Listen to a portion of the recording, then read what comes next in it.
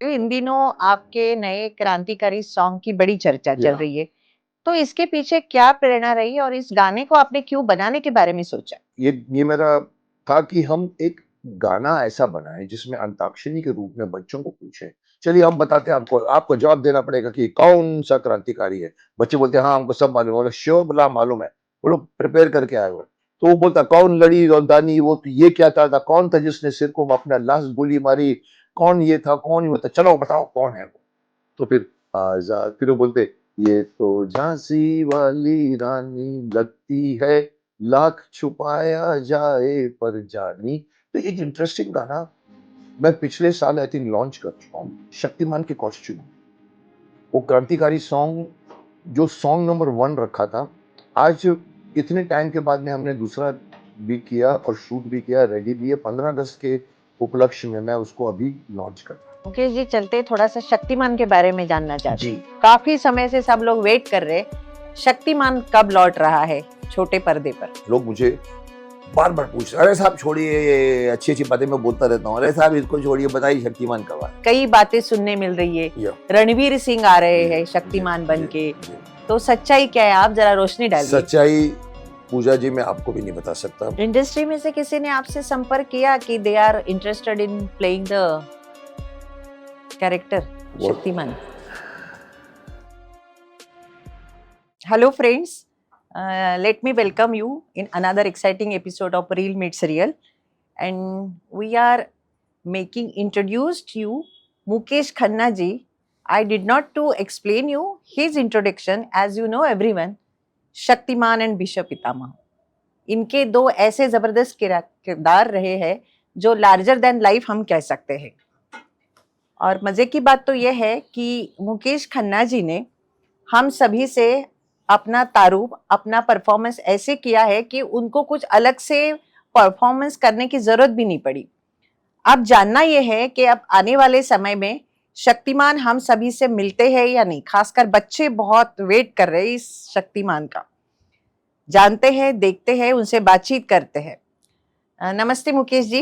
नमस्कार नमस्कार। आपका बहुत बहुत स्वागत है। Thank you very much. Mukesh ji, सबसे पहले तो मैं जानना चाहती हूँ, इन दिनों आपके नए क्रांतिकारी सॉन्ग की बड़ी चर्चा चल या रही है। तो इसके पीछे क्या प्रेरणा रही और इस गाने को आपने क्यों बनाने के बारे में सोचा? देखिए पूजा जी, मुझे शिकायत है आज के यूथ से। मुझे शिकायत है आज के भागती दौड़ती दुनिया में, रोटी कपड़ा मकान के पीछे भागते हुए दुनिया में अपनी फायदे उठाते हुए देश को भूल जाने वाले लोगों से। चाहे वो पॉलिटिशियन हो, चाहे वो बच्चे हों, चाहे वो कॉमन मैन हो। ये शिकायत हर हर लहजे में कि आजकल because of the social world the youth is running so fast कि इतना फास्ट जा रहे हैं कि आगे जाकर वो अपने दादा दादी का भी नाम भूल जाएंगे। लिख लो मेरे से, जैसे संजीवनी पहाड़ का नाम वो भूल गई थी। Because the world has become so so restless. उसके बीच में एक पॉइंट कोई नहीं उठाता जो मैंने उठाया है कि क्या आप समझते हैं कि देश में सिर्फ दे दी हमें आज़ादी बिना खड्ग बिना ढाल, ये गाना बहुत मशहूर था। गांधी जी हमारे गांधी जी हैं, और लेकिन ये बात डालना कि because of Nehru ji, Gandhi ji, Mountbatten और यूएनओ, इन सब के चक्कर में हमको आज़ादी गिफ्ट में मिली, नहीं साहब। हजारों लोगों ने, सैकड़ों लोगों ने आंदोलन किए हैं, अपनी जान गंवाई है, जिनको हम क्रांतिकारी बोलते हैं। मेरी शिकायत ये थी कि आज मैं किसी को भी पूछता हूँ, चलिए भगत सिंह मालूम है, चंद्रशेखर आजाद मालूम है, चलिए ज्यादा से ज्यादा आप बोलेंगे चलिए अशफाक उल्ला खान, शायद नहीं मालूम होगा। किसी को मैं बोलूँ आपको नाम मालूम है, बिरसा मुंडा, नहीं मालूम। हमारे यहाँ पर 365 कैलेंडर में भरने वाले हमारा जय हिंद अभियान चलता है, जिसमें मुझे उन्होंने ब्रांड बना के रखा है। बहुत कमिटेड है। हम लोगों ने इवन जाकर जंतर मंतर में भी हमने आंदोलन किया था कि इन क्रांतिकारियों को शहीदों का दर्जा क्यों नहीं दिया। मरने के बाद में मिलिट्री वाले को या पुलिस वालों को पेंशन मिलती है उनकी लाइफ टाइम, इनको साहब शहीद का दर्जा इसलिए नहीं दिया कि माउंटबेटन या इंग्लिश सरकार ने इनको इनको टेररिस्ट करार कर दिया गया। पिछली सरकार ने 60 सालों तक उनको टेररिस्ट ही रहने दिया, कोई कोशिश करके उनको शहीद नहीं बनने दिया। हम लड़ रहे हैं कि भाई क्यों नहीं। मैंने तो यहां तक कह दिया था कि अगर अगर हम जो हमारे जो इतने बड़े बड़े चंद्रशेखर आजाद, अगर उनको हम भारत रत्न दे दें, जो देना चाहिए, तो वो उनका मान नहीं, भारत रत्न का मान होगा। लेकिन साहब कोई नहीं बॉदर करता। हमने ये उठाई थी पॉइंट जय हिंद अभियान में, अभी भी लड़ाई चल रही है। इवन आफ्टर बीजेपी के कम आने के बाद में, मोदी जी के आने के बाद में, मुझे लगा हो जाएगा, अभी तक नहीं हुआ, क्योंकि और भी गम है जमाने में, इतने प्रॉब्लम्स हैं उनको। पर साहब आप कर क्या रहे हो? तो हम लोगों ने एक, मेरे दिमाग में स्पेशली खास तौर पर आया, ये मेरा था कि हम एक गाना ऐसा बनाएं जिसमें अंताक्षरी के रूप में बच्चों को पूछे, चलिए हम बताते हैं आपको, आपको जवाब देना पड़ेगा कि कौन सा क्रांतिकारी है। बच्चे बोलते हैं हाँ हमको सब मालूम है। बोला श्योर? बोला मालूम है। वो लोग प्रिपेयर करके आए हुए। तो वो बोलता कौन लड़ी दानी, वो तो ये क्या था, कौन था जिसने सिर को अपना लास्ट गोली मारी, कौन ये था, कौन ये था, चलो बताओ कौन है वो। तो फिर आजाद, फिर वो बोलते ये तो झांसी वाली रानी लगती है, लाख छुपाया जाए पर जानी। तो एक इंटरेस्टिंग गाना मैं पिछले साल आई थिंक लॉन्च कर चुका हूँ, शक्तिमान के कॉस्ट्यूम में। वो क्रांतिकारी सॉन्ग जो सॉन्ग नंबर 1 रखा था, आज इतने टाइम के बाद में हमने दूसरा भी किया और शूट भी किया, रेडी भी है। 15 अगस्त के उपलक्ष्य में मैं उसको अभी लॉन्च कर रहा हूँ। इनफैक्ट कल प्रेस कॉन्फ्रेंस है जहाँ पर इस गाने को हम प्रेस को दिखा के यूट्यूब पे रिलीज करने जा रहे हैं। मकसद क्या है अगर आप मुझसे पूछोगे, तो मकसद ये है कि देश के बच्चों को क्रांतिकारियों का नाम नहीं मालूम, हम उनको, ये मेरा 1-2, ये नंबर 2 है, मेरा कम से कम 10 और बनेंगे। सो दिस इज द मकसद। और एक और छोटी सी बात मैं और ऐड कर दूं, गाना मैंने गाया खुद अपनी आवाज, मैं सिंगर नहीं हूँ, बट पहले शान से गवा रहे थे, पहले हम सुदेश भोंसले सोचा किसी ने, मैंने कहा ठीक है। बोला नहीं सर आपकी आवाज ओरिजिनल आएगी तो वजन आएगा। मैं मान गया, फिर मेहनत करके कर दिया। अभी भी मैंने ओपनली बोला कि मैं गायक नहीं हूँ, तो बीच में जो त्रुटियां आती हैं वो आप लोग को, because it is a very very very very very needed song for today's generation to know हमारे यहाँ पर किसने किसने अपनी जानें दे दी। जी मुकेश जी, कौन कौन से फ्रीडम फाइटर्स को, क्रांतिकारियों को आपने इसमें सॉन्ग में लेना है? देखिए मैं बता दूं, हमारे यहाँ पर एक कैलेंडर हम लोगों ने ये निकाला है, इन लोगों ने जो जय हिंद अभियान ने, उस कैलेंडर में 365 डेज होते हैं। 365 क्रांतिकारी हैं जिनका किसी न किसी दिन या तो मरण दिन है या उनका जन्मदिन है। So we think we have only 5, 6, 10, 15, नो सब। हमारे यहाँ पर चंद्रशेखर आजाद, शहीद भगत सिंह, राजदीप गुरु, फिर उसके बाद में हम बोलते हैं लाला लाजपत राय, फिर हम बोलते हैं मदन लाल ढींगरा, फिर हम बोलते हैं उधम सिंह, फिर हम जाते हैं बिरसा मुंडा, फिर हम जाते हैं, तो करते करते कुछ नाम जाने पहचाने हैं, गिनती के 10। पर हम आगे बढ़ते जाएंगे और उन बच्चों को बोलते हैं अगली बार फिर आऊंगा, आप लोग तो होमवर्क करके रखिए। सो इससे क्या होगा कि जो और के बच्चे हैं ना, उनको मालूम पड़ेगा, अरे आपको मालूम है, एग्जाम्पल देता हूं, तुर्रम खान, मुझे भी नहीं मालूम था। तुर्रम खान का मतलब क्या तुर्रम बनता है, तुर्रम खान बनता है, ये this is used. But Turram Khan was Hyderabad से एक क्रांतिकारी था जिसने बहुत अंग्रेजों को नाटकों में दंग रखा था। तो तुर्रम खान के ऊपर एक अंताक्षरी का एक अंतरा, उसके ऊपर एक अंतरा जो है चंद्रशेखर आजाद के ऊपर, एक गाना सावरकर के ऊपर, फिर एक जो है वो अपना मदन लाल, अपना ये क्या बोलते हैं इनको, वीर सावर के बाद में जो मंगल पांडे के ऊपर एक, और उसके बाद में ऐसे करके शुरुआत के गानों में, पहले गाने में हम 4 लोगों के बारे में बोले, सेकंड में 4 और आएंगे, थर्ड में 4 और आएंगे। सो बिगिनिंग में शायद यू विल फाइंड कि हाँ we know, afterward there are names which need to be told to people कि इन्होंने अपनी जान दे दी है, आप इनको क्यों नहीं कदर करते हो। जैसे अभी यहाँ पर for example it is there here, so देखिए चंद्रशेखर आजाद, ये पहले गाने के ही है, चंद्रशेखर आजाद, ये हमारे अशफाक उल्ला खान, झांसी की रानी, ये तुर्रम खान, ये ये वीर सावरकर, नहीं ये कौन अपना, ये वीर सावरकर वो, ये मंगल पांडे, ये हमारे सुभाष चंद्र बोस, और ये भगत सिंह, राजगुरु और सुखदेव। ये इनको हमने 8 को हमने पहले गाने में 4 लिया है और इस गाने में इनमें से 4 आएंगे। मुकेश जी, हम सभी जानते हैं कि there are many multiple amount of unsung heroes. या unsung heroes, yes they are. उनके लिए क्या करना चाहिए? सर उनके लिए देश के लोगों को टाइम निकालकर उनका आदर करना चाहिए।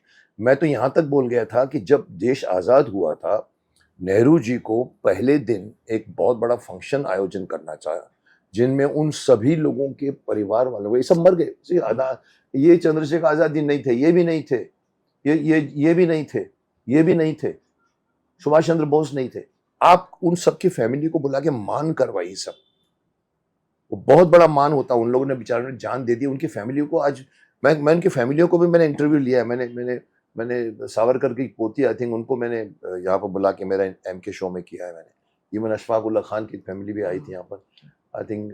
तो कहीं ना कहीं मुझे लगता है कि अनसंग हीरोज अनसंग क्यों रहते हैं।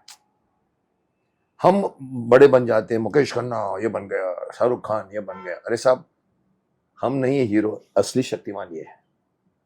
सो कहीं ना कहीं हमारी ड्यूटी है कि अनसंग हीरो के ऊपर इतना काम किया जाए कि they change to become unsung heroes. Absolutely, हमको बिल्कुल। कदर करना चाहिए उनका। मुकेश जी, चलते थोड़ा सा शक्तिमान के बारे में जानना चाहते जी। हैं। काफी समय से सब लोग वेट कर रहे, शक्तिमान कब लौट रहा है छोटे पर्दे पर? देखिए, ये बहुत और बड़ा, उसके साथ साथ कई बातें सुनने मिल रही है। या रणवीर सिंह आ रहे जी, हैं शक्तिमान जी, बन जी, के, जी। तो सच्चाई क्या है? आप जरा रोशनी डालिए। सच्चाई पूजा जी मैं आपको भी नहीं बता सकता। I am under contract with Sony international. ये मैं जितना कुछ बोला हूँ, ये मेरी धृष्टता है। मैं अगर आपने तो नाम ले लिया है तो मैं छुपाने का मतलब नहीं है। उनके खिलाफ मैं बोला हूँ तो अपनी मर्जी से बोला। I am not suppose to say, ये हमारे अंदर की बात है, हम किसको हीरो बनाएंगे। बट कहीं ना कहीं ये इश्यू इतना थोड़ा सा कॉम्प्लिकेटेड हो गया है। लोग मुझे बार बार पूछते हैं, अरे साहब छोड़िए, ये अच्छी अच्छी बातें मैं बोलता रहता हूँ, अरे साहब इसको छोड़िए, बताइए शक्तिमान कब आ रहा है। They are only interested in that, but I can tell them कि it is still on pause. Oh, मैंने ये पॉइंट उठाया है कि किसी को भी बना लो, ये इसके चेहरे पर शक्तिमान मुझे नहीं दिखता। मैं ओपनली बोल गया। बड़ा एक्टर, कमाल का एक्टर, एनर्जेटिक एक्टर, बड़े बड़े रोल कर गया है। अलाउद्दीन खिलजी कर गया है, गली बॉय कर गया है, पद्मावती कर गया है। यू नो हिज की टैलेंट। आज अभी उसकी धुरंधर भी आ रही है मेरे घर से। But again I would say, Shaktimaan को लिए सिर्फ एक्टर नहीं चाहिए, एक्टर के साथ में 40% फेस चाहिए। वो अगर ऐसा खड़ा है शक्तिमान, तो शक्तिमान दिखना चाहिए, उसमें पॉजिटिविटी चाहिए। मैं अपनी तारीफ नहीं करूंगा, पर जो बन गया है सो बन गया। एक आयाम छोड़ दिया है मैंने कि बच्चों को सिखा भी सकता है, डांट भी सकता है, छोटी छोटी मगर मोटी बातें भी बोल सकता है, और वो हमारे देश की परंपरा को आगे बढ़ा सकता है। कुंडलिनी जागृत करने वाला yogic super hero. So that man should look like Shaktimaan है ये। अगर वो किलविश दिखेगा तो फिर शक्तिमान नहीं दिखेगा। काहे को पृथ्वीराज चौहान में अक्षय को रिजेक्ट किया लोगों ने? क्योंकि मेहनत नहीं किया उसने अपने गेटअप को। ऐसे ही विग कुछ नहीं किया, लगा के एक पगड़ी पहन के मूछ लगा के। साहब, आप अक्षय कुमार दिख रहे हैं। आपको गेट होता है। एक पृथ्वीराज चौहान मतलब पृथ्वीराज चौहान। भीष्म पितामह ऐसे भीष्म पितामह नहीं बने ना। 1.5 घंटे में मेरी मेकअप लगता था, दाढ़ी ऊपर से मुकुट उसके पे। तो इसीलिए शक्तिमान अटका पड़ा है अभी। They have to find out a solution, they have to convince me. If I openly can tell the audience, जो मेरे को देखती है, बार बार पूछती है, सर कब आएंगे कब आएंगे। किसी ने तो ये दिखा, अरे साहब इस जन्म में शक्तिमान नहीं दिखने वाला है। ऐसे ऐसे कमेंट्स आते हैं। तो मैं बोलता, अभी मैं उनको इतना बोल दूं कि अगर मेरा बस चले ना, तो पूरे भारतवर्ष में मैं एक ऑडिशन टेस्ट करवा लूं, एवरी स्टेट के ऊपर। चलिए एक नया बच्चा निकालते Shaktimaan. That is the idea. But why not Mukesh Khanna again? Mukesh Khanna will be there to delegate to another Shaktimaan, आगे के जनरेशन के। मेरे बगैर तो नहीं बन सकते, वो तो सीधा है। पर मैं कभी भी रॉन्ग हो गया था पिछले गाने में। जब मैंने ये गाने में शक्तिमान की ड्रेस पहन के मैंने ये गाना है, मैंने कहा बच्चों को ज्यादा मीनिंग समझ में आएगी। जब शक्तिमान बोलता है कौन है ये, उसके उन लोगों को लगा अरे मुकेश जी बोलने आया कि वही शक्तिमान बनने वाले हैं। मैंने कहा ओए, मैं शक्तिमान हूं, मैं क्या बनूंगा Shaktimaan. But I did not से कि मैं शक्तिमान, मैं गाने के लिए कराया हूं। वो कंट्रोवर्सी इतनी चली थी कि इवन मोदी जी भी ट्रेंड में पीछे रह गए थे एक 15 दिन के लिए। उसके बीच में मैं आज अगेन रिपीट कर रहा हूं कि मैं तो रहूंगा ही रहूंगा। There has to be somebody to delegate to the next Shaktimaan. You can't suddenly bring a man. जैसे देखो, we are not Superman, we are not Spiderman. Superman बदलते रहते हैं। क्रिस्टोफर रीव्स के पहले और भी सुपरमैन था। कॉमिक्स में 15 सुपर, 10 सुपर, 6 बन के गए। वहां चलता है साहब, उनकी लेगेसी नहीं। आप आज का अभी नई सुपरमैन आके गई है, उसका हीरो, पिछले सुपर हीरो ने ये नहीं कहा कि अभी ये सुपर हीरो है, बट शक्तिमान को करना पड़ेगा, क्योंकि शक्तिमान एक आम आदमी नहीं है, पंचभूतों से बना हुआ एक योगिक सुपर हीरो है। वो योगिक सुपर हीरो कोई भी आदमी एमए करके आ जाए नया फेस में, कहीं ना कहीं लोगों को कंफ्यूजन है कि मुकेश खन्ना कहाँ गया। मैं ये अपनी तारीफ और बुराई नहीं कर रहा हूँ, बट द स्टोरी और उनकी जो स्टोरी भी ऐसी जा रही थी कि मैं किसी को बनाऊंगा, बट साहब उसके अंदर मुझे कास्टिंग में अब इतना बोल गया हूं तो आपको भी बोल दूं कि मुझे पसंद नहीं आई कास्टिंग अभी तक। जो उन्होंने उनके दिमाग में था कि इसके एक्टर को लेंगे तो पैसे वापस आएंगे, रिटर्न जिसको बोलते हैं ना, 300 करोड़ लगाए तो 300 करोड़ आ जाएगा। पर मेरा ये मानना है, face value, I don't believe it, please. Face value के कारण, फेस वैल्यू, स्टार वैल्यू, लोग देखते हैं कितना खर्च कर रहे हैं, प्रोड्यूसर है आफ्टर ऑल, मैं भी प्रोड्यूसर हूँ। लेकिन साहब मैं बोलूं कि शक्तिमान में 300 करोड़ लगाया तो 300 करोड़ मिल जाएगा इस एक्टर की, किस एक्टर में से 1000 करोड़ नहीं मिलेगा। अब उस 1000 करोड़ की सोचिए आप, और शक्तिमान बिना किसी स्टार भी 1000 करोड़ कमा सकता। स्टोरी लाइए, कंटेंट लाइए, और पिछले सुपर शक्तिमान को आपका वो है राइवल, या बोलते हैं जिससे आपको लड़ना है, नॉट द अवेंजर्स। ये अवेंजर्स कुछ नहीं है शक्तिमान के सामने, इतनी पावर शक्तिमान में है। इंडस्ट्री में से किसी ने आपसे संपर्क किया कि they are interested in playing the character Shaktimaan? सिर्फ जो आपने जिनका नाम लिया वो मेरे यहाँ पर आए भी थे, और ओके। 3 घंटे मेरे साथ बैठे भी थे, क्योंकि सोनी ने उनका नाम डाला था तो मुझे नहीं पसंद आया था, पर वो इतना इंटरेस्टेड है करने को, मुझे भी बुरा लगता था। एंथू भी है ना, बहुत एंथुसियास्टिक, मतलब इतनी एनर्जेटिक है। मैं अच्छा अभी मैं बोलूं, बोला नहीं 15 मिनट और दीजिए। तो nice man, nice actor, nice energetic. मैंने इतनी एनर्जी सिर्फ देवानंद के साहब के बाद इसमें देखी है। अच्छा। पर अल्टीमेटली आई टोल्ड हिम, तो बुरा नहीं मानना, बट मुझे शक्तिमान जो फेस चाहिए वो फेस क्या उन्होंने क्या स्कीमिंग रोल्स किए हैं, खिलजी का रोल किया है, अभी जो रोल किया है इवन, और साथ में फिर उनके रियल लाइफ के भी जो उनकी जो इमेज है वो मैच नहीं करती। लोग बोलते क्या फर्क पड़ता है, मैं बोलता हूँ फर्क पड़ता है। राम, रावण या शक्तिमान या कृष्णा, ये रामायण जैसा शक्तिमान भी एक कल्ट है। It is, Shaktimaan is not an ordinary super hero by any chance. आप आयरन बना दिया, आयरन मैन बन गए, क्रिप्टन से आए तो नहीं, सब इसकी मिथ है, इसके पीछे बहुत कुछ है। और हमने 34 साल की लेगेसी है मेरी, आई थिंक 30 साल की। I can't just give away to somebody who does not look. He may be able to, I may be proven wrong, बोला सर ये कर सकता है, सब बोलते हैं हम कर सकते हैं, पर साहब प्रोड्यूसर को कास्टिंग का हक होता है, एक्टर नहीं बोल सकता मैं कर सकता, करो ठीक है, पर लेट मी थिंक। उस चक्कर में फंस गया मेरा माइंड, और मैं यहाँ तक भी बोल चुका हूँ कि उनको किलविश बना दो तो इतना अच्छा काम कर जाएंगे, क्योंकि उनका इमेज स्कीमिंग है, उनका फेस के अंदर चंचलता है, वो बच्चों को नचा सकता है पर बच्चों को सिखा नहीं सकता, जो शक्तिमान करता है। शक्तिमान में बच्चों को आदर्श दिखना चाहिए, बोलेगा चल लेट्स पार्टी, तो शक्तिमान लेट्स पार्टी नहीं बोल सकता। This man has that image. Real life में जितना शादियों में नाचता है, मैंने आज तक किसी और एक्टर को देखा नहीं, कितनी एनर्जी है उस आदमी, बट साहब वो मेरे बीच में आती है, मुझे एक ठहराव किया हुआ, बिकॉज ये योगिक सुपर हीरो है। मेरे डायरेक्टर ने, आप माफ करना एक बात बताता हूँ, दिनकर जानी की, कल ही ये बात निकली थी। मैंने कहा देखिए दिनकर जानी जब मैं परफॉर्म करता था ना, मुकेश तुम्हारे यहाँ पर ये जो हम बोलते हैं ना भ्रिकुटी पे जो हमारी चिंता की रेखाएं आती हैं, वो नहीं आनी चाहिए। क्यों?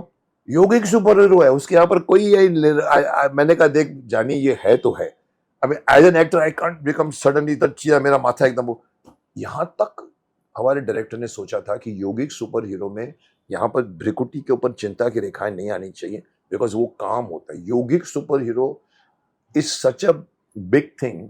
आई रिसेंटली टोल्ड इसरो चीफ, मेरे साथ थे एक एयरपोर्ट में, मैंने कहा अभी रिटायर हुए जो बीच में, मैंने कहा सर एक बार बताऊं आपको। हाँ सर, बोला मैंने कहा एक पढ़ा है कहीं पर, ये बुक पढ़ता हूं आजकल, अ योगी पुरुष within 1 second can reach Jupiter। बोला क्या बात कर, इनको शिप बनाना पड़ता है, उड़ाना पड़ता है, ऐसा घुमाना पड़ता है। मैंने कहा योगिक सुपर हीरो जिसने अपने ऊपर, जिसने ब्रह्मांड, जिसने अपने नेचर पे कब्जा कर लिया है, प्राण शक्ति पे कब्जा कर लिया है, और वो 18-18 घंटे मेडिटेट भी कर सकता है बिना खाए पिए। वो आदमी मन की गति से, ये प्रकाश की गति छोड़िए, सब कुछ नहीं है उसके सामने। जैसे जैसे मशहूर एक कहावत है, आपने कहीं पढ़ी होगी, मुझे मालूम नहीं।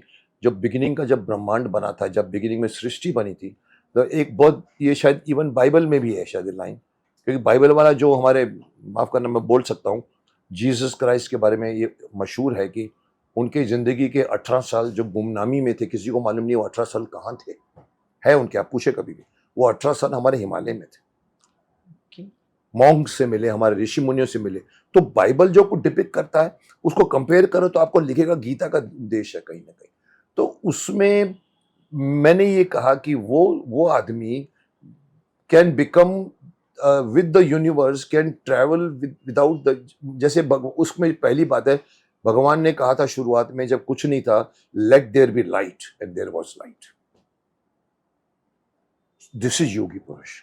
आप अगर आप इस प्लेन से, अगर आप एस्ट्रल वर्ल्ड में जाओ, एस्ट्रल से कॉजल में जाओ, कॉजल से ईश्वर का तल है, मतलब आपको एस्ट्रल में जाओगे तो सब कुछ चीजें यहाँ पर लाइट दिखेगी, कुछ धातु नहीं दिखेगा। यहाँ पर पांच भूतों से बने हुए सब सब वस्तुएं हैं। ऊपर जाओ, मतलब आप मरने के बाद आप एस्ट्रल वर्ल्ड जा सकते हो, जिसको हम स्वर्ग बोलते हैं। लोगों को नहीं मालूम कि वो होता भी है, पर वापस जन्म लेना पड़ता है। कुछ लोग जाते हैं तो नीचे नहीं आते। उस एस्ट्रल वर्ल्ड में पहला जो स्टेप है वो है लाइट का बना हुआ। Everything is of made of lights. जो भगवान ने कहा था that there be lights and there was light. फिर लाइट को उसने, उसमें प्रोटॉन्स और ये और वो भरे तो वो वस्तुएं बननी शुरू हो गई। सब इतना कुछ हमारे शास्त्रों में है, हम क्यों बाहर वालों की बातें मानते हैं जिन्होंने कुछ नहीं किया साहब। ये प्लेन का भी आविष्कार हमने किया है। So let us not talk about that. But Shaktiman is not an ordinary hero जिसको अच्छे actor, like even Naseeruddin Shah भी कर सकता है, अच्छा एक्टर है। बट साहब अच्छा एक्टर के साथ मुझे फेस चाहिए, प्रेजेंस चाहिए जी। So let us consider this as a controversial subject, side में रख देते हैं। और hopefully we are looking forward to watch it as early as possible. I am waiting. मेरी पूरी साख दांव पे लगी हुई है। मैं ये कहता हूँ कभी जी लोग बता रहे छोड़ो ना साहब, मैं आध्यात्मिक बातें करता हूँ। अरे मुकेश जी ये सब बातें छोड़ो, शक्तिमान कब आ रहा है? तो मैं हंसता, मैंने कहा क्या बोलूं इनको। सही बात तो आना चाहिए। और मैं आपको एक बात और ऐड करूँ, आपकी बात को मैं तथास्तु भी कह सकता हूँ, बिकॉज मेरे पास आशीर्वाद का, मेरे पास दम है मेरे पास खजाना है, तथास्तु। मैं बता दूं आज के बच्चों को, 2025 के बच्चों को 97 के बच्चों से 10 गुना ज्यादा शक्तिमान की आवश्यकता है। एब्सोल्युटली। आज का बच्चा ना माँ का सुनता है, बाप का सुनता है, गुरु का सुनता नहीं है, बहन भाई का विकिपीडिया को लेके सुनता है। उसको पकड़ के यहाँ बिठाने वाला सिर्फ शक्तिमान का, शक्तिमान है। तो यू नीड शक्तिमान टुडे। कई लोगों ने कहा सर आप वापस आइए सर, आज के लोगों, कई ना लिखा है कमेंट्स में, सर शक्तिमान की आवश्यकता है। मैं तो बोल रहा हूँ सर दक्ष शक्तिमान की आवश्यकता। जैसे हम बोलते हैं योगी की आवश्यकता यूपी में, मैंने ओपनली कहा था, मैंने कहा 10 योगी चाहिए देश को, वैसे ही शक्तिमान चाहिए। शक्तिमान अगर आता है इस जनरेशन में, तो जो पहले वाला शक्तिमान था उसे तो टेलीकास्ट होके 30-35 साल हो गए, तो काफी सारे अपडेट करना पड़ेगा। Update for what? Like what you talking about कि स्टोरी बदल जाएगी? नहीं, स्टोरी का बेस्ट तो वही रहेगा, लेकिन उसमें काफी सारी चीजें और ऐड करनी पड़ेगी ना, बच्चों की जनरेशन बदल गई है। करेक्ट। देखिए पर एक बात बता दूं, हम मैं इसके फेवर में नहीं हूं जब प्रोड्यूसर बोलता है अरे मुकेश जी हम वो बना रहे हैं जो लोग चाहते हैं। मैं बोलता हूं नहीं साहब, आप वो नहीं बना रहे जो लोग चाहते हैं, आप जो बनाते हो वो देखते हैं। आप जिस दिन ये अश्लील कंटेंट बंद कर दोगे, they will never see it. आप देते हो तो करते हो, तो नेवर से कि मैं उनको जो चाहिए बनाता हूं। साहब आप वो बनाइए जो उनको दिखाइए, इतनी ताकत होनी चाहिए आपके कंटेंट। तो शक्तिमान का सोल नहीं बदलेगा, शक्तिमान के विलन्स बदल जाएंगे। अगर पहला विलन का नाम मैं अभी दे दूं, जैसे वहां किलविश था, कपाला था, पहला विलन बोलोगे तो मोबाइल फोन। आज की सदी का सबसे बड़ा विलन बन गया है ये सोशल मीडिया। ये लोगों की मोरल की ऐसी की तैसी हो रही है। तो कहीं ना कहीं मॉडर्न मॉडर्न विलन्स आएंगे, मॉडर्न प्रेजेंटेशन आएगा, बट शक्तिमान के कॉस्ट्यूम में 1 इंच भी आप चेंज नहीं कर सकते। बच्चों को एक्सेप्ट करना पड़ेगा वो शक्तिमान। आप बोलो आज के बच्चों को मैं शक्तिमान ब्लैक ड्रेस पहन के आऊं, ऐसा नहीं चलेगा, नहीं चलेगा। इसके ऊपर एक ये बात याद आ गई, 15 नहीं 25 साल 20 साल पहले पेपर में छपा था, इंडियन एक्सप्रेस में फ्रंट पेज पे, कि Kalashnikov is replaced by Shaktimaan costume in Srinagar. मेरे को दिखाया था उन्होंने, मैंने पढ़ा, लेकिन आगे लिखा था from Dal lake to all the shops to, बच्चे मांगते हैं हर ईद में, हम क्लासनिको गन मांगते हैं उनको, वहां पर मशहूर है। तो ईद आती है, तो इस बार ईद में सब बच्चों को डिमांड है हमको शक्तिमान कॉस्ट्यूम चाहिए, तो सब जगह आपको शक्तिमान कॉस्ट्यूम मिल रहे टंगे हुए। फर्क इतना था कि मरून कलर के नहीं थे, ग्रीन कलर के थे। ओके। तो आप जो जी। बोल रहे हैं ना मॉडर्न के हिसाब से, हम वो नहीं कर सकते। हमारा शक्तिमान सालों से है साहब, हजारों सालों से हमारी परंपरा है, शक्तिमान वही रहेगा, सोल वही रहेगा, प्रेजेंटेशन चेंज हो जाएगा, विलन्स चेंज हो जाएंगे, the look will change, but Shaktimaan costume will not change, Shaktimaan का कैरेक्टर नहीं बदलेगा। एब्सोल्युटली। मुकेश जी, हमारी इंडस्ट्री सबसे ज्यादा फिल्में बनाने में माहिर है, नंबर 1 है, एज गुड एज, पर न जाने क्यों बच्चों पर फिल्में नहीं बनती, इसके पीछे क्या कारण है? और साथ साथ ये भी जानना चाहती हूँ कि आप चिल्ड्रंस सेंसर के चेयरमैन थे, आपने उसे क्यों छोड़ दिया? आपने दुखती नस पे हाथ रख दिया है मेरी। यही बात मैंने कल भी किसी को कही थी। मैंने कहा देखिए, एक बहुत बुरा हुआ है कि चिल्ड्रन फिल्म सोसाइटी को बंद करके उसको एनएफटीसी में मर्ज कर दिया। There is no children society in India. जबकि मैं बोलता हूं कि जब एक शक्तिमान बच्चों को दूध पीना सिखा सकता है, 10 चिल्ड्रन फिल्में क्या नहीं कर सकते। आज का बच्चा वो देखता है जो उसको नहीं देखना चाहिए, पर वो बोलेगा मैं क्या करूं, मेरा तो कुत्ता अपना बच्चा, हर बच्चा चाहता है उनकी चिल्ड्रन फिल्म होनी चाहिए, उनकी कल्पना होती है। सब ये जो कुछ हुआ है गलत हुआ है। मैं 3 साल का मैंने किया, बट 3 महीने पहले मैंने थोड़ा विद्रोह कर दिया। कुछ बातें ऐसी हुई थी जो मैं रिपीट नहीं करूंगा, बट आपने भी मेरे देखा होगा कि मैंने रिजाइन क्यों किया था। पैसे कम मिल रहे थे, मैंने 20 सब्जेक्ट पास कराए थे। मैंने कहा ये फिल्म सब्जेक्ट, मेरे पीछे 200 कैसेट पड़ी रहती थी। मैंने कहा यहाँ का फायदा नहीं, इस फिल्म को थिएटर में जाना चाहिए। एक गांव का बच्चा पैसा देके थिएटर में जावे, ऐसी फिल्म क्यों नहीं बनाते हो? क्योंकि 100 करोड़ उनका बजट होता है, 1 करोड़ 2 करोड़, मैंने 3-3 करोड़ का बजट कराना चाहा। मैंने कहा स्टोरियां अप्रूव कराई, लेकिन अल्टीमेटली मिनिस्ट्री ने किसी पॉइंट के ऊपर आके मेरी बात नहीं मानी। मैंने वेट किया, even I went to meet the information minister. उस समय जेटली हुआ करते थे, बाद में आते थे अपना वेंकैया नायडू आए, तीसरे साल में दैट लेडी के, और उसके बाद मुझे लगा कि ये तो इंडस्ट्री की है, शायद इसको तो ये करेगी, नहीं किया। और उसके बीच में मुझे कुछ गड़बड़ लगी थी बाद में, तो मैं थोड़ा सा भड़क गया। मेरे को 6 महीने तक इंटरव्यू नहीं दिया उन्होंने। तो मैंने लेटर लिखा मोदी जी को, मैंने कहा मोदी जी ऐसा हो रहा है, आई थॉट आपके पास बच्चों के लिए पैसे नहीं, तो किसके लिए पैसे हैं आपके पास? और मेरी बात कोई मान नहीं रहा है। मैंने कहा आपको मुझे बताना चाहिए कि वो लोग क्या बोलते हैं, चिल्ड्रन फिल्म सोसाइटी में कमाई नहीं हो रही है, एफडी फिल्म डिवीजन में भी कमाई नहीं हो रही है, एनएफडीसी में भी नहीं हो रही है। तो उन लोगों ने, मैंने कहा साहब, राजवर्धन राठौड़ मेरे मिनिस्टर थे ऊपर वाले, मिनिस्टर ऑफ स्टेट। मैंने कहा साहब आप मेरी फिल्में देखिए, इसमें स्पोर्ट्स के ऊपर फिल्में बनाई मैंने, 3-4 फिल्में मैंने अप्रूवल करके बनानी भी शुरू करी। टेनिस के ऊपर एक फिल्म बनाई थी साहब, वो फिल्म बाद में पता लगा नहीं बात मेरी मानी, तो मैंने कहा फिर तो मैं बर्तन खनखना के जाऊंगा। तो मैंने अपनी ऐसी ऑफिस में मैंने पूरी कॉन्फ्रेंस की थी और मैंने बताया क्यों किया मैंने। सो यू आर राइट कि बच्चों के लिए फिल्में नहीं है आपके पास। आप एक्सपेक्ट करते हो आज के बच्चे, आपको मालूम है एक बात और आप ऐड कर दूं, आप मालूम कीजिएगा, स्कूलों में एक जमाने में मॉरल साइंस की क्लास होती थी, मेरे जमाने में थी, आपके जमाने में भी होनी चाहिए। मॉरल साइंस जैसे PT, physical training, moral science, 1 घंटे आधा घंटे की क्लास होती थी, जहां पर आपको बताया जाता था उठ के सुबह पैर पड़ना चाहिए बड़ों के, ये है वो मॉरल साइंस। अभी मैंने ऐश शक्तिमान में समझता डजनों नहीं सैकड़ों मैंने स्कूलों का मैंने वो किया होगा, वार्षिकोत्सव। मैंने अभी पूछा लोगों, तुम्हारे स्कूल में मॉरल साइंस है? नहीं है। एक और जगह पूछा तुम्हारे मॉरल साइंस? नहीं है। मैंने कहा किसने बंद किया? कौन से शिक्षा शास्त्री ने बंद किया? क्या वो चाहता है कि बच्चे इमोरल बने? उनको नहीं मालूम।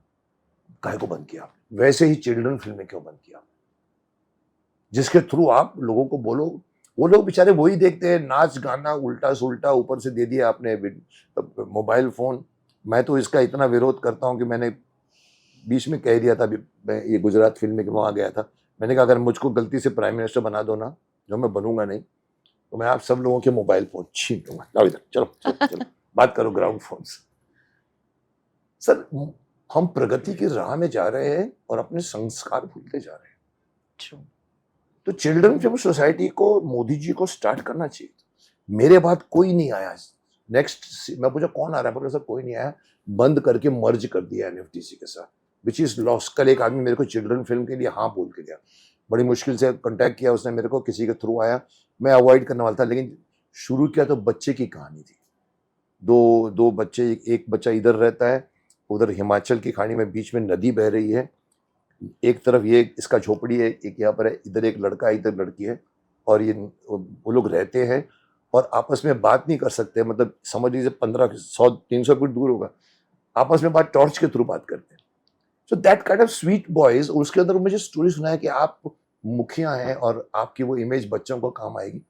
मैं ना बोलते बोलते हाँ बोल गया। मैंने कहा चलो मुझे पूरे डिटेल बताइए उसमें। चाहिए साहब, बच्चों की फिल्में चाहिए, चिल्ड्रन फिल्म। उसने कहा सर मैं चिल्ड्रन फिल्म सोसाइटी में ये डालने वाला था। मैंने कहा ये बहुत अच्छा सब्जेक्ट था, पर मेरे बात कुछ नहीं बना, बंद करके रख दिया गया। और खैर छोड़िए, वो एक मेरे लिए बहुत अच्छा नहीं हुआ। मैं तो बताऊँ देश के लिए, they should restart the children film society of India. भले उसका नाम चेंज कर दीजिए, बच्चों की दुनिया, कुछ भी करिए।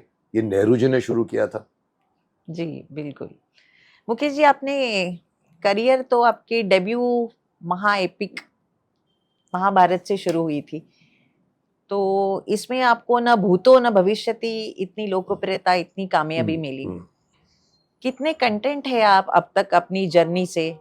और इसके साथ साथ मेरा ये भी सवाल है कि पहले ही शो में, पहले ही धारावाहिक में आपने अपनी उम्र से बहुत ज्यादा बड़ी उम्र का किरदार निभाया, Bhishma Pitamah. Again it's a larger than life character, more large, very very large.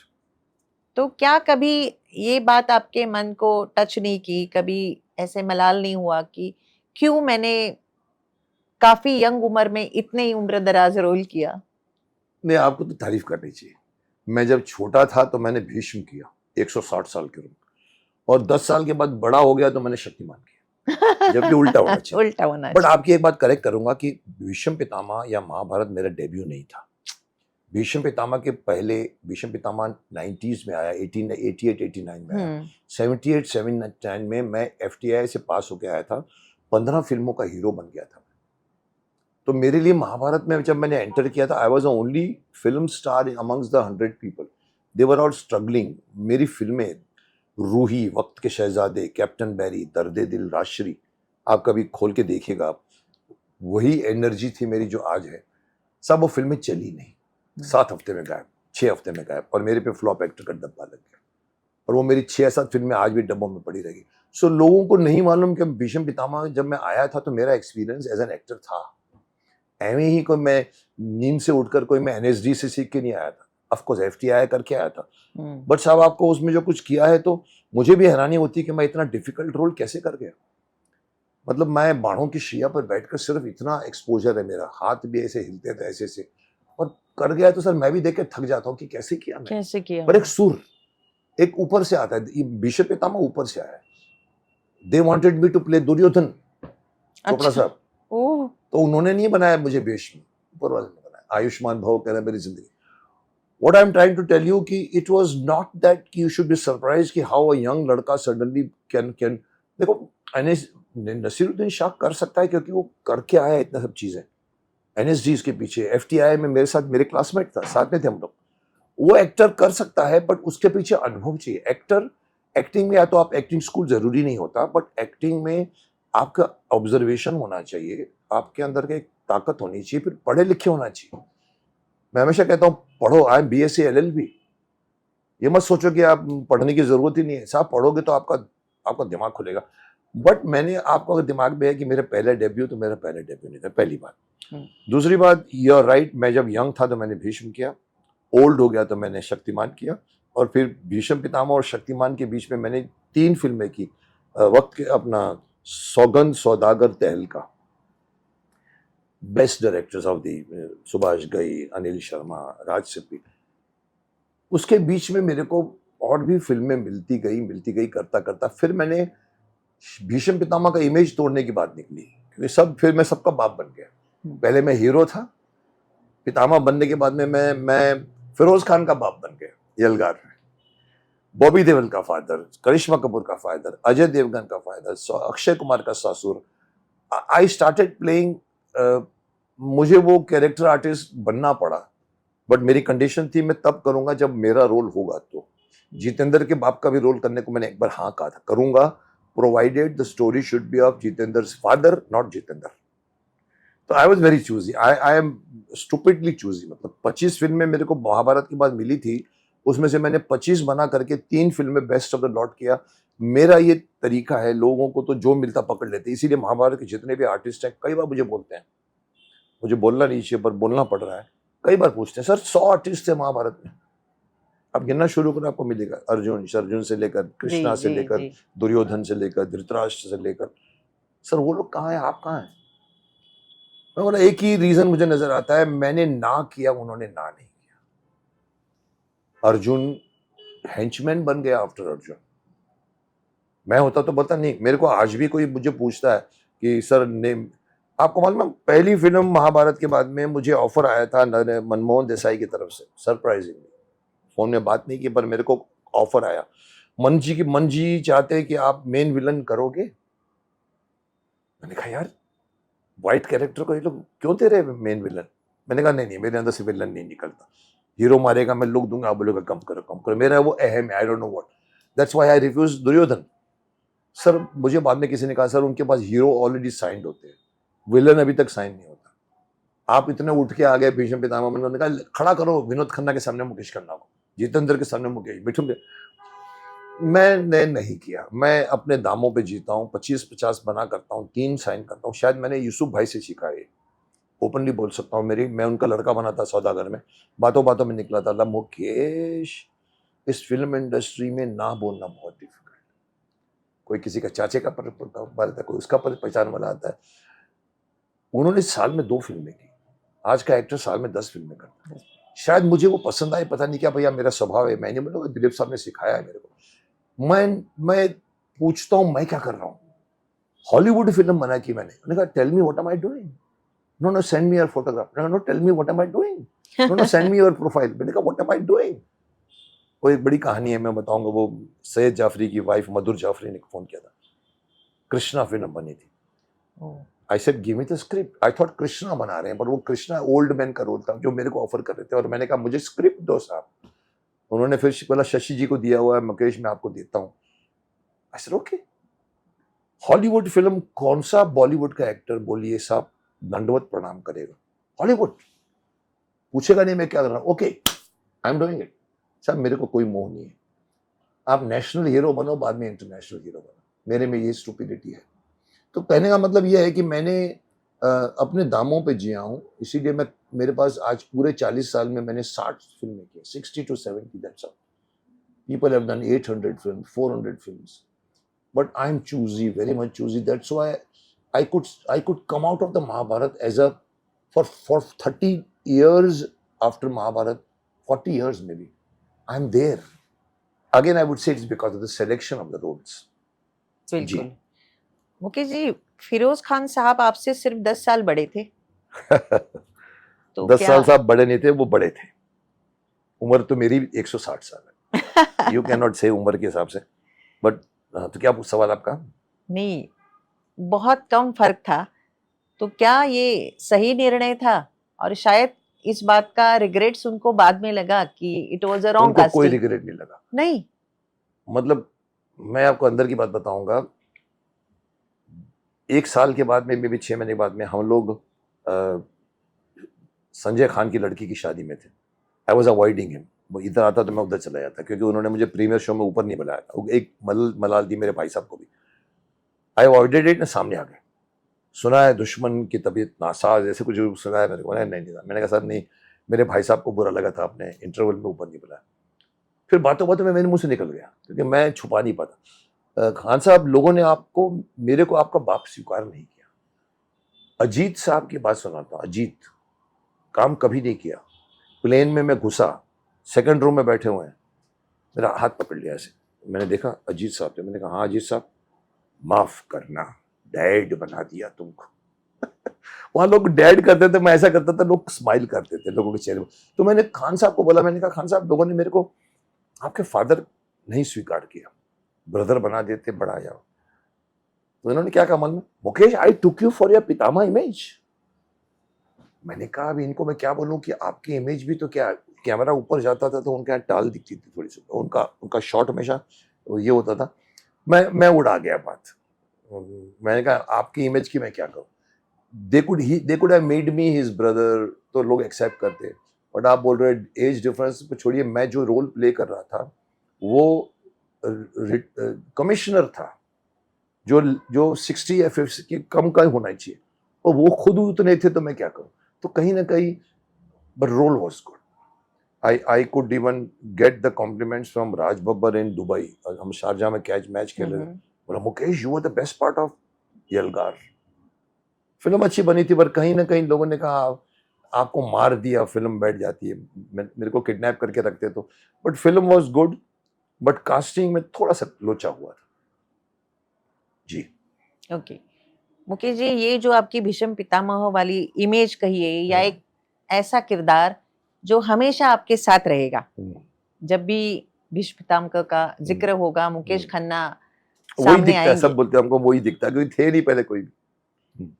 इसका संबंध कहीं ना कहीं आपकी निजी जिंदगी से भी पड़ा। आप महिलाओं से दूर रहे, you did not get married. I did not get married. That is the only thing you can compare me with Bhishma Pitamah. मैं 25 जगह में प्रतिज्ञा दोहरा चुका हूँ। अभी गुजरात में भी मैंने एक प्रीमियर शो में प्रतिज्ञा दोहराई थी अपनी। तो मैंने कहा यही वजह है मेरी शादी नहीं हुई। That's the only thing. बाकी nobody can become Bhishma Pitamah, nobody can become Devvrat. माफ करना, ऐसा लड़का पैदा नहीं होगा आज जो बाप के लिए मृग तृष्णा में जिंदगी को ढकेल देगा। तो मेरे भीष्म बनने के वजह से मेरा कैरेक्टर चेंज हुआ। मैंने शराब पीना छोड़ दिया, या मैंने सिगरेट पीनी छोड़ दी। साहब मैं सिगरेट भी नहीं पीता था, शराब नहीं, आज तक मैंने बियर नहीं चखी। मेरे को कुछ करने की जरूरत नहीं पड़ी। शायद मेरा कैरेक्टर इसलिए लोगों को अच्छा लगा कि मेरे ऑनेस्टी चेहरे पर दिखी जी। मैंने बाप की सेवा की, फादर की सेवा की, मदर की सेवा की। हॉस्पिटल में उनको बिठा के गाड़ी में लेके जाता था। मुझे वो रोल करने में कहीं भी मेरे दिमाग में कोई डिस्क्रिपेंसी बोलो, या लोग बोलते हैं एक्टर जो बोलता है चेहरे पर दिखना चाहिए, तो कहीं कहीं पर बोलते हैं अरे नहीं ऐसा लड़का नहीं हो सकता यार, आज का एक्टर ये बोलेगा, आज का कोई भी, अरे यार छोड़ो यार, मैरिज नहीं करेगा, चलो अफेयर तो करेगा। मैंने कहा नहीं, ये हो सकता है, लड़का बाप के लिए करेगा। वो मेरी आंखों में दिखी, चेहरे पे दिखी, और इसलिए मैं कर गया। तो आई कैन से दैट कि भीष्म पितामह बनने के लिए मुझे कुछ बदलना नहीं पड़ा। शायद भीष्म पितामह इसलिए अच्छा हुआ कि मैं वही था, पर मैं ये नहीं कह सकता कि मैं रियली में भीष्म पितामह हूं। हाँ, मैंने शादी नहीं की, पर औरतों के प्रति मेरा व्यवहार नॉट बिकॉज ऑफ भीष्मा, मेरा खुद का नेचर है। I am more comfortable with मेरे ऑफिस में आपको रिसेप्शनिस्ट के ऊपर रिसेप्शनिस्ट नहीं मिलेगी। लोग बोलते हैं अरे लड़कियां अच्छी होती है रिसेप्शन पे। मैंने कहा होती है, पर हमारे स्टाफ जाके खड़ा हो जाएगा वहाँ, ऐसे फोन करके बैठ के देखता रहेगा उसका। मुझे नहीं चाहिए। I have not kept, I kept Ramesh भाई हमारे यहाँ पर 65 ईयर्स ओल्ड, 17 साल काम करके गए। उसके पीछे कारण क्या? कई बार मैंने भी सोचने की कोशिश की, मैं औरतों के खिलाफ नहीं हूँ, औरतों की तो मैं जितनी इज्जत करता हूँ शायद बहुत कम करते होंगे लोग। मैं यहाँ तक बोल गया हूँ कि क्यों लोग बोलते हैं कि पत्नी को पतिव्रता होना चाहिए, कोई ये क्यों नहीं बोलता कि पति को भी पत्नीव्रता होना चाहिए साहब? अरे नहीं साहब, हम मर्द हैं। अरे आप शादी किए हो, 2 आत्माएं मिली है, आपको भी पत्नीव्रता होना चाहिए, उसको पतिव्रता होना चाहिए साहब। ये हमारे यहाँ नहीं चलता। I believe it, I said it on the so many interview. पर औरत के साथ कौन सा इक्वेशन है? मैंने एक बार एक्सप्लेन किया। मैंने कहा देखो, मेरे साथ अगर कोई एम्प्लॉई, अगर मेरी कोई फीमेल हो, या मेरे साथ कोई पार्टनर बनना चाहती हो, या कोई साथ में प्रोजेक्ट करना चाहता, मैं अवॉइड क्यों करता हूँ? मैं औरतों को डांट नहीं सकता, मैं मर्दों को डांट सकता। चुप बैठ। अभी औरतों में मेरा शायद ये मेरे बीच में आती है। I want a comfortable zone for my office, for my life. There is nothing like that कि I am Bhishma Pitamah. I don't dislike them. I don't even जैसे मैंने अभी यहाँ पर भी बोल दिया था विश्व गुरु के टाइम में, उन्होंने बोला ये हीरोइन है गुजराती की, मेरे पास में यहाँ पर सावजी भाई बैठे थे, मैंने कहा होंगे सर, क्या नाम है? मैंने कहा देखो माफ करना, औरतों के नाम मुझे याद, औरतों में देखता नहीं बराबर, वो हंसने लगे मेरे को देख।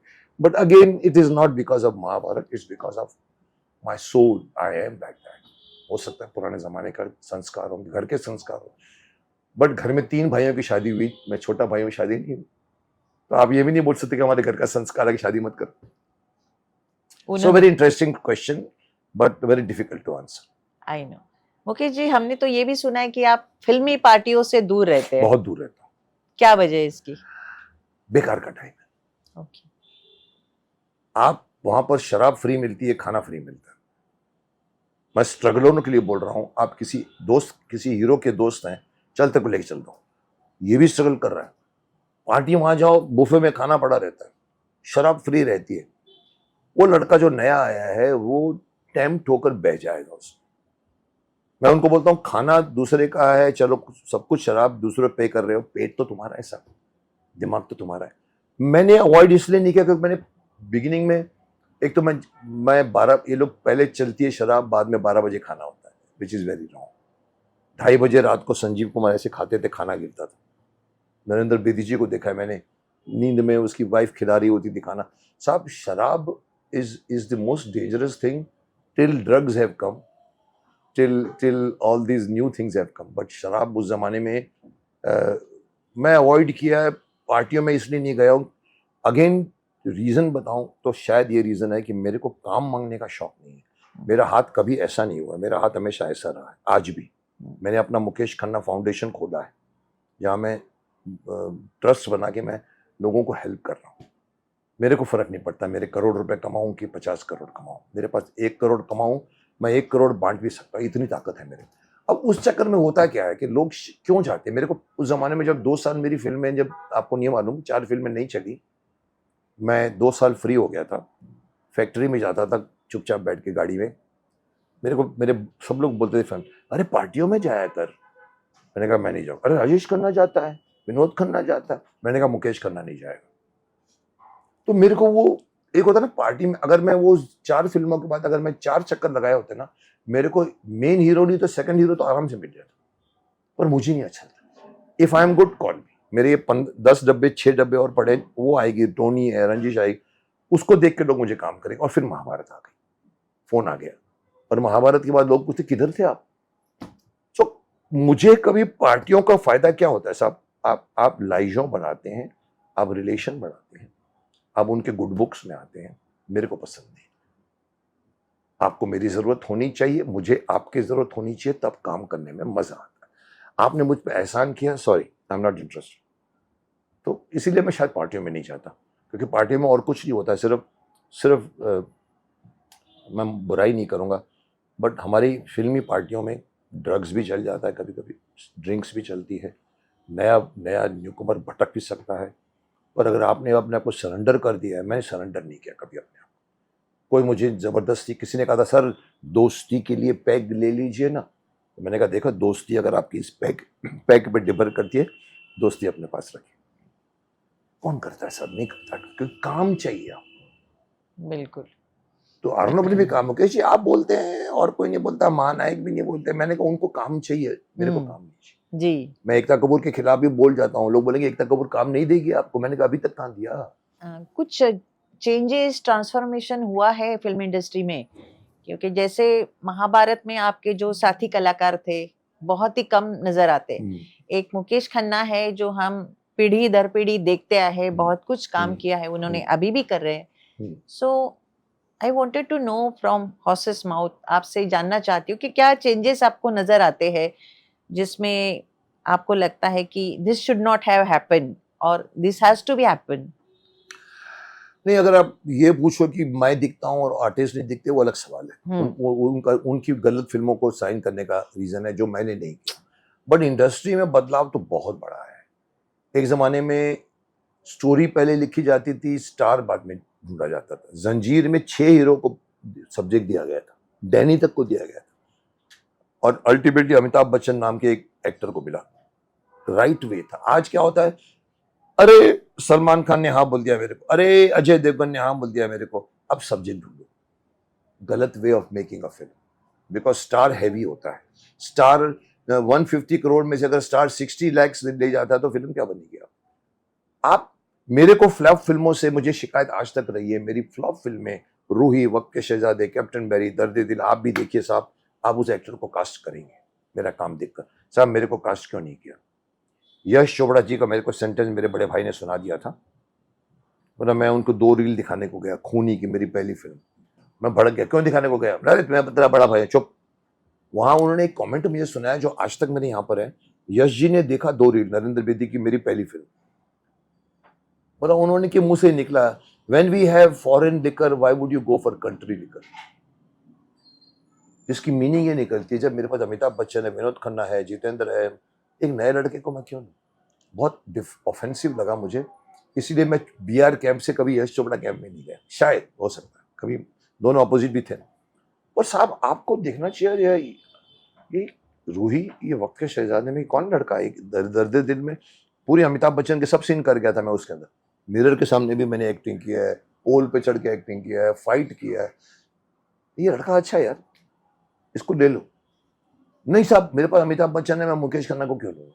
साहब आपके नाम पे फिल्म चलती है, आप इतने बड़े हैं, रमेश सिप्पी इतना बड़ा है, यश चोपड़ा इतना बड़ा है, काय को चाहिए आपको एक बड़ा एक्टर आपकी फिल्म चलाने के लिए? आपको क्या चूल्हे के ऊपर गरम गरम तवे पे रोटी सेकनी? साहब नए को चांस दीजिए। नहीं देते साहब। यहाँ पर फ्राइडे में फिल्म चलती है तो काम मिलता है। ये आज की भी कहानी है, मेरे 80s 90s की बात कर रहा हूँ, उसमें भी जो मेरी 5 फिल्में रिलीज हुई थी साहब, लोग नहीं टच करेंगे आपको जब तक फ्राइडे नहीं। जबकि मेरी पहली फिल्म, तीसरी फिल्म दर्द दिल, सुपर थिएटर, यहाँ पर अगर आप बम्बई के हैं तो मालूम होना चाहिए वो एरिया, वहां पर मैं जैसे ही प्रीमियर अटेंड करके बाहर निकला, फैमिली साथ में थी, तो एक वो आया, अरे अरे गोविंदा तू हिट है, हिट है। मेरा उसमें फिल्म का गोविंदा नाम था। ओके। और वो मेरे को चलते चलते रोक के बोलने का, अरे तू हिट है। जब उन्होंने हिट किया तो आपने क्यों नहीं हिट किया? आप क्यों? आपको बिकॉज वो फिल्म 6 हफ्ते में चली गई, मेरी वजह से नहीं गई थी। मेकिंग होती है। राष्ट्रीय में तो मशहूर है कि कभी कभी फिल्में एडजस्टमेंट में डाल देते हैं। मैं वो सहन कर चुका हूं, मैं वो देख चुका हूं। आज के लोगों का भी यही है कि आपको फ्राइडे को हिट होनी चाहिए। बंद करो ये परंपरा। बड़े बड़े प्रोड्यूसरों को, अच्छे अच्छे एक्टर को time, but that is one issue. But content में बर्बादी हो गई है हमारे यहाँ। धर्म के खिलाफ बनाना है हमको। अरे हमारी अभिव्यक्ति की आजादी, तो मुस्लिम धर्म के खिलाफ बन के दिखाओ ना। नहीं बनाते सब, डर, वहां तलवारें चलेंगी, यहाँ पर कोई कुछ नहीं बोलता। धर्म के खिलाफ बनाना, फिर अश्लीलता दिखाना, फिर ड्रग्स दिखाना, एनिमल टाइप ऑफ फिल्म है साहब। मैं अगर सेंसर बोर्ड का चीफ होता, जो मुझे ऑफर हुआ था पहली बार, मुझे राजवर्धन राठौर ने जब कहा था, बोला मुकेश जी ये सेंसर बोर्ड चीफ है, ये एफटीआई चीफ है, ये चिल्ड्रन फिल्म सोसाइटी का। मैंने कहा ये एफटीआई मैं खुद से हूं, पर ये इनको संभाल नहीं पाऊंगा, मैं जानता हूं वहां क्या होता है, यूथ क्या होता है। सेंसर बोर्ड चीफ मुझे मत बनाइए, मैं कोई फिल्म पास नहीं करूंगा। चिल्ड्रन फिल्म सोसाइटी मैंने कहा शायद करूंगा, वो मैंने किया। सो आज के लोगों के किसी को ये नहीं मालूम कि film making is just not entertainment. You have a big platform to pass messages. Shaktimaan ने 200 मैसेज पास किया, आप फिल्म में एक मैसेज तो दो। Not like animal, machine gun लेके सबको मारता है, आप क्या दिखा रहे हो साहब? कोई पास नहीं करता। फिर वो फिल्म चल गई मुकेश जी। सर अगेन मैं वो, मैडम अच्छा वो बोला आपने, 500 crore 600 crore is not the criteria. आप बर्बाद कर रहे यूथ को, दैट इज अ क्राइटेरिया। आपने कमाया ना 500-600 करोड़, तो और लोग बोलेगा मैं भी कमाऊं, तो आप कमाने के लिए आते हो फिल्म इंडस्ट्री में। नहीं अरे साहब हम तो एंटरटेन करते। नहीं साहब, आपको इतना बड़ा प्लेटफॉर्म दिया है कि अगर शाहरुख खान ने 2 माले से अपनी मंगेतर को फेंक दिया था, एक गांव में बोलेगा अरे शाहरुख खान ने फेंका था, मैं भी इसको फेंक सकता हूं। आप क्या सीख दे रहे हो? You must be aware of your responsibility, which sorry to say nobody is interested. अरे नहीं तो हम तो, अरे नहीं साहब आप एंटरटेनमेंट नहीं करने आए, आप एंटरटेनमेंट, आपको बाय डिफॉल्ट एक प्लेटफॉर्म मिला है, तो बी रिस्पॉन्सिबल। कि आप एक जमाने में आपको भी याद होगा, फिल्में समाज का दर्पण होती है। ये सेंटेंस बहुत मशहूर था। बिल्कुल। फिल्में समाज का दर्पण, जो समाज में हो रहा है फिल्में में दिखाते थे। आज साहब जो फिल्मों में होता है, यहाँ पर उस आदमी ने 35 टुकड़े इसलिए किए कि उसने एक OTT, एक उसने वेब सीरीज में देखा था कैसे काटता है, उसने काट के। साहब आप आप उल्टा कर रहे हो. One has to stop that. So another problem about the industry, especially Bollywood, not even South वाले फिर भी बच के चलते हैं. हमारी परंपरा पर फिल्म बनाते हैं. कंतारा बनाई उन्होंने, बाहुबली बनाए, आज उन्होंने ये फिल्म बनाया. वो हमारे धर्म को लेके चलते हैं तो फिल्म हिट होएगी होएगी. आप अगर बोलो मैं राम को मूंछ लगा के बना दूंगा, मैं अगर ये माफ करना, वो फिल्म आदि पुरुष, हनुमान से मैं ऐसे डायलॉग बुला दूंगा, नहीं साहब चलेगी. आप कभी भी उनको उनकी आस्था से मत खेलो. ये हमारे हिंदू होते हुए भी कि हिंदू प्रोड्यूसरों को अक्ल नहीं है, इसीलिए लोगों ने अभी हिंदू जाग उठे हैं. ये अनदर इश्यू हो गया है कि don't play with the Aastha of the people, but make film with a small message. भले आपकी फिल्म एंटरटेनमेंट है, पर एंड में वो गलत मैसेज दे के ना जाए. ये कौन देखता है? सेंसर बोर्ड को देखना चाहिए. सेंसर बोर्ड ने आदि पुरुष कैसे पास किया? हनुमान बोलता है अरे तेरे बाप का तेल जलेगा, मेरे बाप की लंका जलेगी. हनुमान, ये लैंग्वेज. और राइटर क्या बोलता है? I am making Ramayan for the modern youth. अरे मेरे बाप, तो अपने यूथ के लिए अपने दादा दादी को पैंट शर्ट नहीं दिखाएगा. That understanding is gone from today's industry. हमारी इंडस्ट्री में फिर भी था. 70s, 80s, the 90s, golden era of the music also, of the film also. आज लोग कतराते हैं. नहीं साहब, बच्चे बढ़ गए हैं ना. बच्चे, अरे बाबा, बच्चे अगर बिगड़ गए हैं तो किसकी रिस्पॉन्सिबिलिटी है? तुम करो कुछ. नहीं साहब, अब उनको लॉलीपॉप चाहिए तो मैं उनको 10 लॉलीपॉप दूंगा. गलत है. बिल्कुल. That's a problem of industry. और कुछ अदरवाइज इंडस्ट्री इज ऑलवेज. मेरे दो सवाल है. दो सवाल से मैं आखिरी मेरा सवाल ये है कि आपके आने वाले प्रोजेक्ट्स क्या क्या है? You are busy. आपने बात नहीं छेड़ी विश्व गुरु की. हाँ, वो एक पूछना चाहो कि इट इज रिलीज्ड ना? It is release on 1st August, but it is release in Gujarati. Okay. It's a Gujarati film. Byline के साथ आएगी यहाँ? बट मैंने इस पूरी फिल्म में हिंदी में बोला है. मेरे को प्रिविलेज दिया गया था कि आप हिंदी में बोलिए, क्योंकि मैं मना कर रहा था. और ये फिल्म अगेन, जो मैंने इतना बकवास बोला है ना, ये कर रहे हैं लोग. विश्व गुरु टाइप फिल्में बननी चाहिए. ये आज की यूथ को बिगड़ते हुए दिखा रहे हैं. फॉरेन की ताकतें उनको बिगाड़ रही हैं. और कैसे मैं ब्यूरो चीफ बनकर, और एक हमने साइंटिफिक फिक्शन को मिक्स किया है आध्यात्मिकता के साथ, और वो फिल्म कमाल की बनी है. मैं अभी जाके सूरत में देख कर आया हूँ और अभी रिलीज हुई है. पर प्रॉब्लम क्या होता है, 4 फिल्में रिलीज हुई हैं तो एक साथ में वहाँ पर. और इस फिल्म का चलना बहुत ज़रूरी है, क्योंकि ये बहुत ही यूथ को मैसेज देने वाली फिल्म है. और ऐसा नहीं है कि सिर्फ बोरिंग फिल्म है, एंटरटेनिंग फिल्म है. 2 लड़कों की कहानी है और कैसे मैं बीच में आके हम लोग उसको कुछ करते हैं ऐसा, योगा की टेक्निक से. सो मेरा एक प्रोजेक्ट विश्व गुरु इसलिए है कि मैं इसको अपना प्रोजेक्ट इसलिए बोलूँगा कि कई बार मुझे बच्चे पूछते हैं, सर आप जैसा एक्टर OTT में क्यों नहीं है? मैंने कहा यार right, I should have been there. I could do but better than so many of the actors, but I am not there because मैं OTT को अश्लील प्लेटफॉर्म मानता हूँ. कुछ भी दिखा देते.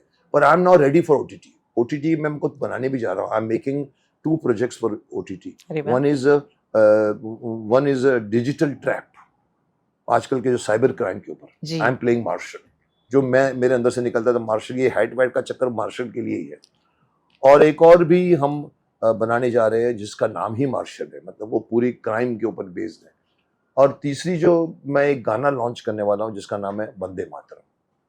The song which is iconic, sung by Rahman से, हेमंत कुमार से, लता जी से लेकर, हमने मैंने हिम्मत की है कि एक और वर्जन बनाते हैं. आनंद जी भाई, कल्याण जी भाई के आनंद जी भाई को मैंने खड़ा किया. बोला 90 साल में क्या करेगा, हम नहीं करने. मैंने कहा आप ही करेंगे.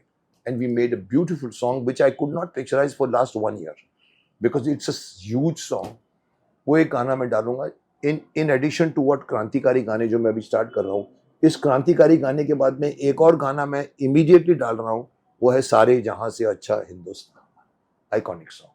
वो भी हम 15 अगस्त के पहले हम उसको भी रिलीज कर रहे हैं. पर कल हमने प्रेस कॉन्फ्रेंस में क्रांतिकारी का 2nd सॉन्ग. सो ये मेरे फ्यूचर प्रोजेक्ट्स हैं. I want to do something which nobody is doing. कौन बनाएगा क्रांतिकारियों को गाना? बिल्ली के गले में घंटी कौन बांधेगा? अरे साहब चलेगी नहीं. किसी ने मुझे कहा सर पैसा नहीं आएगा सर गाने में आपको. मैंने कहा पैसा नहीं चाहिए मेरे को, गुडविल तो आएगी कि मुकेश जी ने बनाया साहब, वो मेरे लिए करोड़ों रुपए से ज्यादा है. लोग नहीं समझते, मैं समझता हूं. तो मैं 1 नहीं, 2 नहीं, 3 नहीं, 10 क्रांतिकारी गाने बनाने वाला हूं.